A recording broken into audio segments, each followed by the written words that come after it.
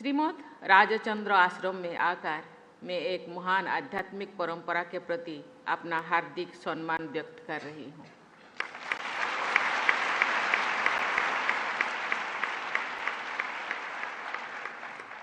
श्रीमद् राजचंद्र जी के एक महान संत, कवि, दार्शनिक एवं समाज सुधारक थे। श्रीमद् राजचंद्र जी के व्यापक धर्म ज्ञान और चारित्रिक बल से महात्मा गांधी भी प्रभावित थे। गांधी जी ने उनके बारे में लिखा है, एंड आई कोट, जिस पर मैं मुग्ध हुआ था वो था उनका गंभीर शास्त्र ज्ञान, उनका शुद्ध चरित्र और आत्मदर्शन की उत्कट लगन। बात को मैंने पाया कि वो आत्मदर्शन के लिए ही जीते थे।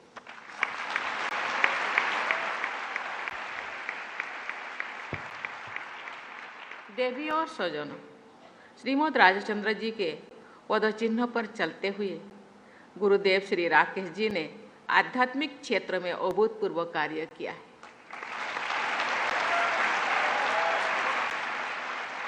उन्होंने अपना जीवन मानवता की शांति और समरसता की ओर ले जाने के लिए समर्पित किया है। मुझे बताया गया है कि श्री राकेश जी के मार्गदर्शन में मिशन धर्मपुर को पूरे विश्व में 200 से अधिक स्थानों पर सक्रिय है। इस मिशन द्वारा आत्मज्ञान का पथ देखने का प्रयास किया जा रहा है। आपके ये पुनीत कार्य मानव कल्याण को आपकी बहुत बड़ी देन है। देवियों और स्वजनों, जैन शब्दों के मूल में जीन शब्द है। जीन शब्दों का अर्थ है विजेता। विजेता वो है जिसने अनंत ज्ञान को प्राप्त कर लिया हो और जो दूसरों को मोक्ष की राह दिखाए। तीर्थंकर का अर्थ है लोगों को भोग सागर से पार करने वाला। सभी 24 जैन तीर्थंकर मानवता को वो रास्ता दिखाकर गए हैं जिससे जन्म मरण की बंधन में मुक्ति मिलती है, करुणा और दया का भाव उत्पन्न होता है तथा किसी भी व्यक्ति को जीवन जीने का सही अर्थ ज्ञात होता है। जैन जीवन शैली का उद्देश्य आत्मा की मुक्ति और आत्मबोध है। जैन तीर्थंकर द्वारा दिए गए 3 रत्न जीवन को मंगलमय बना सकते हैं और मानव समाज को सही ढंग से जीना सिखा सकते हैं। ये 3 रत्न है सम्यक विश्वास, सम्यक ज्ञान और सम्यक आचरण।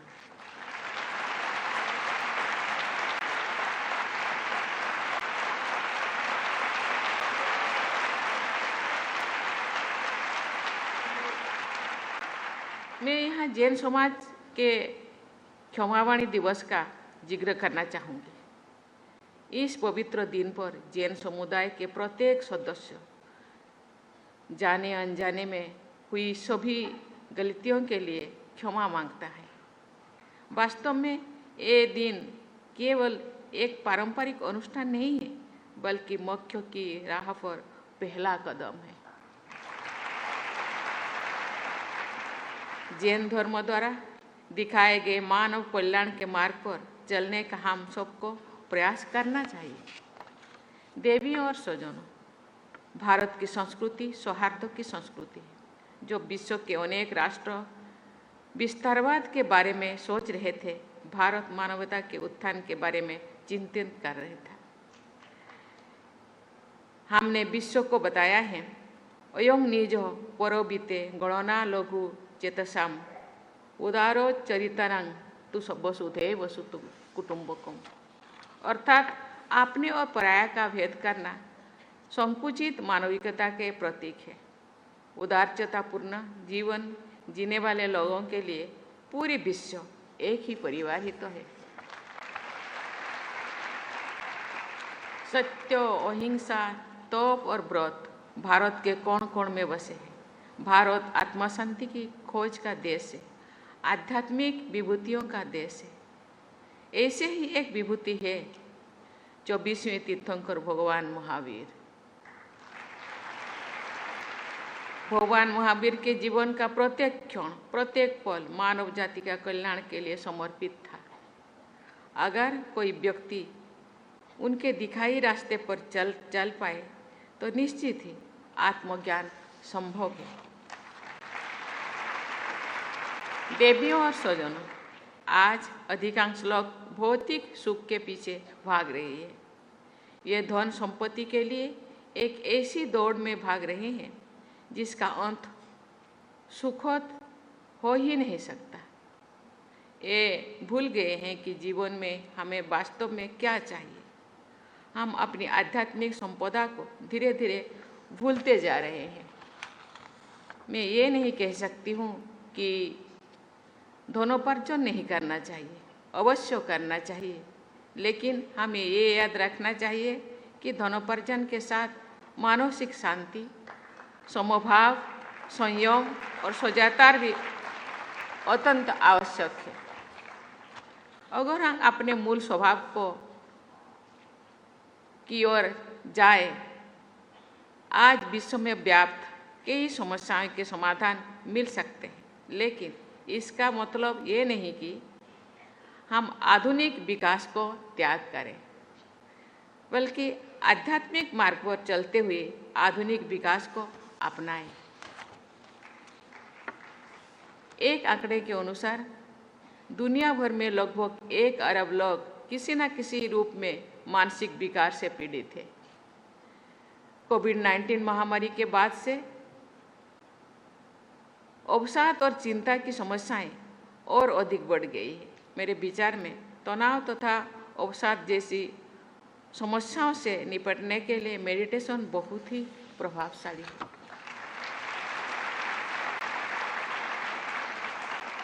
देवियों और स्वजनों, हाल ही में प्रभु श्री राम की प्राण प्रतिष्ठा अयोध्या में हुई है। भारत सरकार भी जन कल्याण हेतु राम राज्यों के संकल्प के साथ प्रयासरत है। गोस्वामी तुलसीदास जी के शब्दों में दैहिक दैविक भौतिक तापा, राम राज नहीं कहूँ ही व्यापा, सब नर करे ही परस्पर भीति, ले ही स्वधर्म निरति स्मृति जीती। अर्थात रामराज में दैहिक दैविक और भौतिक कष्ट से सभी लोग मुक्त थे। सभी लोग एक दूसरे से प्रेम करते थे। सब नागरिक अपने अपने धर्मों का पालन करते थे तथा नैतिकतापूर्ण जीवन यापन करते थे। मैं प्रार्थना करती हूँ कि हमारे देश की सभी नागरिक हर प्रकार के समस्याओं से मुक्त हैं तथा नैतिकता, प्रेम और सौहार्द के साथ जीवन में आगे बढ़े। ये संस्थान जिस दिशा में जा रहे हैं, जैसे कि हम सब जानते हैं, ये दुनिया के 200 से ज़्यादा उनका सेंटर्स है। इसी सेंटर्स में लोग जाके यहाँ से ज्ञान प्राप्त करके अपने जीवन को सार्थक करने के साथ साथ पूरा मानवता को ये ज्ञान पहुँचाए कि हम कौन हैं, कहाँ से आए, हम क्या कर रहे हैं और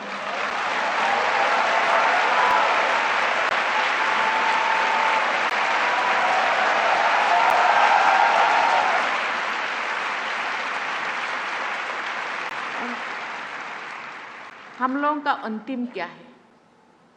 कहा जाता है मनुष्य एक श्रेष्ठ जीव है, श्रेष्ठ प्राणी है। श्रेष्ठ प्राणी का उद्देश्य क्या है?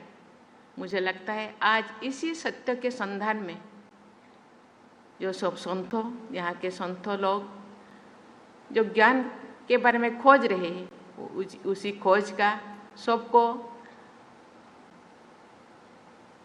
ज्ञात होना चाहिए, सबका तृष्णा होना चाहिए।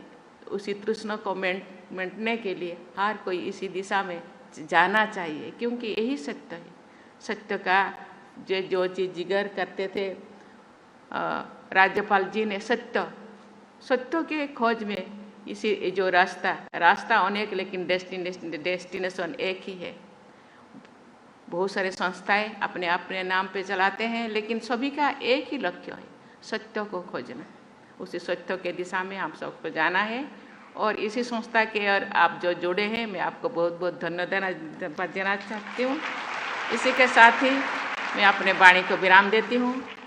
धन्यवाद। जय हिंद, जय भारत।